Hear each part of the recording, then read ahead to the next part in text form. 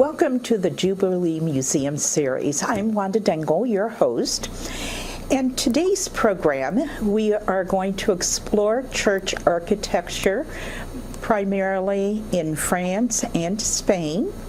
And joining me remotely from Columbus, Ohio, is Shawn Kenney, the Executive Director of the Jubilee Museum, and two renowned photographers, PJ and Dennis Aubrey, whose work has been exhibited throughout the United States and has also been featured in periodicals like Architecture, Art and Sculpture and Art, Photography, as well as other publications. Welcome to all of you. We're so glad to have you here. Good morning, Wanda. Good morning. I would like to start off by asking PJ, how did you come to name your website and your photo company Via Lucis? Those are two Latin words. Where does that originate? Well, when we were trying to decide what to call it, I think we figured that light figures so prominently in what we do, and the double meaning of the term light when it comes to churches, religion, as well as in our photography with the architecture. And so we decided the way of light, Via Lucis, seemed like the perfect title for what we do. And this particular exhibit at the Jubilee is called Light and Stone. So I've seen some of your photographs, and light figures very prominently in your work. Dennis, could you tell us a little bit about this big project that you and PJ are part of? You have been chosen as the official photographers for a special church in France that is being restored. Could you tell us a little bit about what you're doing and how long you've been doing it? Well, the project began in 2007. PJ and I started in France photographing Vierges Romanes, which are the Throne of Wisdom Madonnas, and Romanesque churches in 2007. In 2008, we realized we were onto something. We really needed to do this seriously. So we started a project where we would go every year for almost 2 months, between a month and a half and 2 months, and photograph in France, usually, and sometimes Spain. We've been to Italy a little bit, but it's difficult over there. So what we do is we photograph Romanesque and Gothic churches, mostly Romanesque. We have a website, we have a blog. The blog has over 700 articles in it. That has recently spawned yet another offspring, which is we're doing podcasts. We just published today, actually, our 5th podcast. These are more informal. These are conversations where we have talking about our adventures, our experiences, and really what it means for us to do the work that we do. Now, the church that you're referring to, the cathedral, is the Cathédrale Notre-Dame de Chartres, which is the famous cathedral in the town of Chartres. And we were to be the official photographers for the American Friends of Chartres. So we've been documenting that since 2013, the restoration of that church. We photographed before the restoration started, and then every year we go back and we photograph some more to show the progress. This year, when we go back in October, hopefully it will be finished. So how long do you see this going on? Will it be completed when you are there in October, or will it be, going on forward? PJ.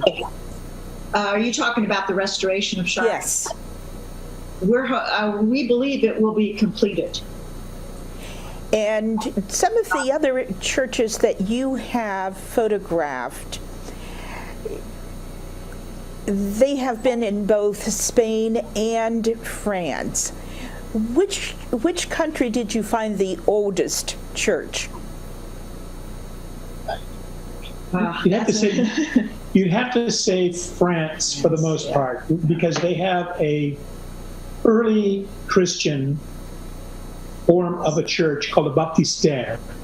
And that's a baptistery. And in those days, the conversion from the pagan religions to the Christian religion was accompanied by immersion and by baptism. So the baptistère is the most important form of the early church. There are about 6 of them in France from either the 6th, 7th, or 8th centuries. Wow. All of those. The oldest, I believe, is in Poitiers. It's the Baptistère Saint-Jean in the middle of Poitiers. So that's probably the oldest. Maybe the one of Vaucluse could be as old. But either way, 6th century is about what we're seeing. And do you plan on taking your images at some point and publish them in a book form? PJ, Yeah. Do you think that you might be interested in doing that? Yes, we are very interested in doing that, and we pursued that for a while, but we were finding it a bit difficult in this age of perhaps not printed material. So we decided to put our energy and focus on, having the blog. Also, now that we're doing the podcast, and we're trying to reach out to a larger audience, and that seems for us to be a little bit more successful. So, but we would love to have the kind of book that just sits on someone's coffee table and is spectacular. I would love to have a book, just to go through it and, enjoy your photography, because I have seen, some stunning work that you do. I understand that with these images that they're not all facades. Many of us think of when we take photographs of churches that they're usually facades, but you have many interiors. I would say that 90% of our work is done inside the churches. We have to, we walk into a church, we sit down, we study it, and it sort of speaks to us and tells us what it is as a church. And then we split up and we start photographing. And we have completely different styles. I often say that we're hunter-gatherer styles. Dennis is definitely the hunter. He'll sit in one spot in the church and study and look and study and look. And I'm the gatherer. I'm running all over the place. Basically, I'm in the side aisles in the back of the church. I'm in the ambulatory. I'm looking. I want to look at those places in the church that most people don't look at. Many people go into a church, they'll stand in the center aisle, they'll look down at the altar, and that is their perception of the church. But I'm looking for all those, I call them considered places. Everything was put somewhere with a purpose, whether it's part of the architecture or if it's a statue. And that's the kind of thing that I'm looking for. I want to look at all aspects of the church. I want to be able to capture every part of it. Many of the churches we go to are very small. I'd say the largest number of them are probably medium to small sized churches that very few people who are tourists have ever been to. And we really want to document those. We really want to tell the story of the church, and that takes a lot of time and consideration to capture all of the aspects of it. I understand now why your photographs are so beautiful. You work so well together. You had mentioned podcasts. What could you elaborate a little bit on that? What podcasts have you done, and where have they originated? Well, the podcast, we've had the idea for a couple of years, but we just couldn't get to it. We had too many other things to do. But about 5 weeks ago, we published our first one. We published our 5th one today. Basically, they're sort of conversations about our experiences. The one today that we published is about a strange little church in the middle of France in the mountainous area of the Auvergne It's a church called Saint-Pierre de Biolay. Beautiful church in a tiny town, 350 people in it. But the capitals on top of the columns are the strangest, most alien images that you can possibly imagine. They look like a child did them. We know that the church is so beautiful that they spent all of their money on the church and didn't have any money for the capital, so they hired somebody's nephew to come in and do it so they could get the family rate. But we were completely wrong. We were absolutely naive. These capitals turned out to be Celtic images. Oh. Married to Christian symbols. Oh. So the imagery itself is, it looks like something that Steven Spielberg would make a movie out of. The stories they are telling are combinations of Celtic and Christian. So it's an intersection of these two worlds. Now, I use that phrase for a specific reason. We found out about this because a French couple, journalists, Monique and Albert Pinto, wrote a monograph about Biolay, and that's what opened our eyes to this. Well, the podcast is about that and about the subsequent friendship that we developed with the Pintos, who have become fast friends with us. We've met them, we've spent time with them, and they're just part of our world now. In Biolucci, when we go to France, we always try and look them up. We always try and dine with them and have and learn from this extraordinary history that they have. How did you get interested in this? How did you, were you invited to France, or was this something that both of you had wanted to do for a long time? I was invited to France as a child by the United States Army. With your dad and mom. My father was a soldier, and we were stationed 7 years in France. Oh. I was there from 3 to 5, and then most importantly, I was there from 12 to 16. Those are the Wonder Bread years. Mm-hmm. And Yes. I fell in love. First of all, I lived in Chauvigny and Poitiers. I lived in the areas where the center of Romanesque architecture. I also lived in Verdun, which is the center of World War I.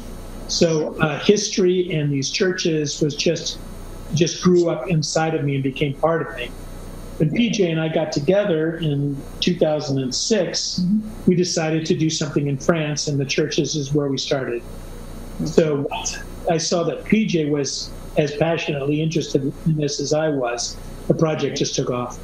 Well, Wanda, one thing I want to talk about as well, since we have this knowledge here, as a museum director, I look at these pieces, and as a handyman, I look at these churches and go, this is at a time where we didn't have, we couldn't go down and rent a bobcat or a backhoe. This was at a primitive time when tools weren't what we have today. And even looking back as early as the pyramids, how did they do that? You look at these structures, there's no steel. These stones had to be cut to perfection. The artwork was beautiful, a time when craftsmanship meant something. And here in America, we get visitors here from all over. Oh, have you seen this church in Detroit? Have you seen this church in Chicago? They're beautiful, but a lot of them are fake.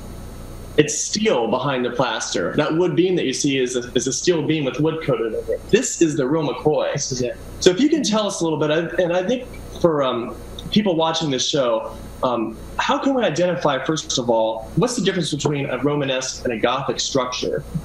And how can we tell that as lay people walking into a church? So we do have that same style here in America, just done differently. But then how are these structures built? It took, nowadays we can build a church in a year or two.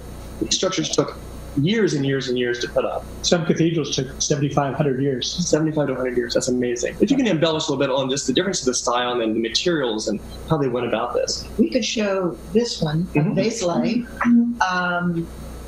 which is a sample of Romanesque, and then we talk about what that is. It's a little bit of a glare, sorry for that, but hope you'll get a chance to. But notice the round arches, which is characteristic of Romanesque.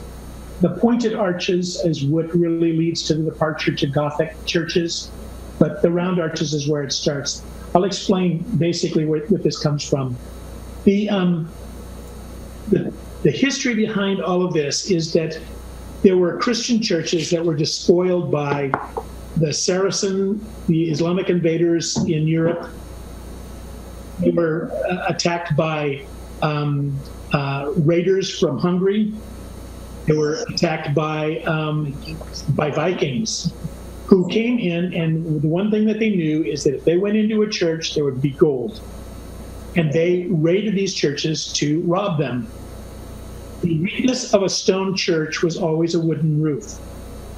So the builders decided that they had to go back to the Roman building techniques and put a stone roof, a vault, on top. The first attempts to do this were fairly disastrous. That huge weight of stone would push the walls out, and the churches could collapse. They eventually learned to do it over very small volumes, very small, narrow churches. They could put a curved vault on top. It would be stone, be very heavy, and they'd have to have very thick walls. The builders decided that they had to get better at this, so they spent their time developing tactics to achieve maximum height and maximum light. Now, if you have a thick wall, you can't have a window. So they had to find ways to buttress churches, to support the walls, to lighten the loads on the vaults themselves. And through a course of an astonishing century of learning, they changed these little tiny heavy churches with thick walls into Gothic churches. Now, if you look at a Gothic church, notice that the walls are not made of stone anymore. They're made of glass. They actually learned to carry the load of the vault by ribs inside, making what we call groin vaults and eventually things called quadripartite vaults. It's very technical. But they lightened the load of the stone on top. Then they used buttresses on the outside. You can see these buttresses here that are called flying buttresses that just kind of hold the wall up on the sides. They have all these techniques to support the weight of the roof without having really thick stone walls. At that point, they could cut holes in the walls and put glass in there, and now you have a Gothic cathedral. You have the most astonishing thing here. This is stone, the most earthbound of materials, and you see it climbing to the heavens. And as Shawn said, there's no fakery here. This is all done with absolutely superb handcrafted techniques. That is pretty astonishing. That's so for you collectors out there, a 3D puzzle model of Notre Dame, which is one of the more, when you talk about old churches, that's normally the first one that comes to mind. That's Notre Dame de Paris, right? Yeah, of course, it's got lots of publicity with Quasimodo and things, the belfries and all that stuff. But stick out to us. So are you saying that the Gothic style emerged because of the churches being raided so often? The Romanesque style Yes. emerged from that because they had to put the vault on the top. The problems of putting a heavy stone roof on a structure caused them to seek techniques to make it more successful, and that led to the Gothic. But in reality, the Gothic has a completely different spiritual and emotional purpose than Romanesque does. So while they are related and one derives from the other, they have completely different purposes. The churches that you photograph, are they within a certain historical period? Yes, they're from the year 1000 to the year probably 1400. Oh, So so you would not have photographed the Cathedral of Barcelona, Gaudi's. Oh, well, we will, only because Not against it. That's an astonishing place. But most of the time, the Romanesque is basically 11th and 12th century, the 1000s and the 1100s. Gothic begins in the late 12th century and goes through the 13th century and into the 14th century. So it runs up into the 1300s. But it's not like we're going to run out of churches. There are 5,000 churches remaining in France today. 5,000 Romanesque churches in Remaining. France. Just remaining. Right. It's amazing. And we've only shot 900. Wow. Wow. Yeah. How many photographs have you taken during this period that you've been visiting Spain and France? 120,000. Whoa. Wow, my goodness.